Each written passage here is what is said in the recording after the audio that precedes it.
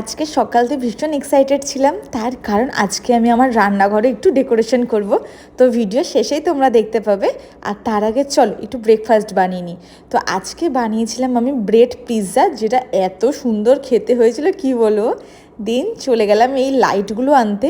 এগুলোকে কী যেন একটা লাইট বলেছিল, আমি যেন ভুলে গেছি।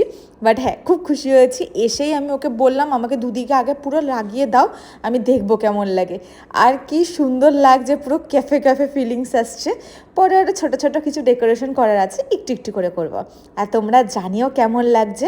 দেন টায়ার্ড হয়ে পড়েছিলাম, তাই ভাবলাম একটুখানি স্ন্যাক্সে খাই, হচ্ছে একটু সসেজ করে খাবো আর এদিকে কফি করব। তো আমি কফি করতে বসে গেলাম। আর হেভি কফি বানিয়েছি, যেমন হয় না, মানে লাইটিং লাগিয়েছি ক্যাফের মতন, তো কফিও বানিয়ে ফেলেছি সেরকমই। হেভি সুন্দর হয়েছিল, দেখলেই তোমরা মানে ফিল করতে পারবে এত সুন্দর হয়েছিল। তো এটা খেতে খেতে একটু টিভি দেখে আজকে দিনটাকে শেষ করলাম।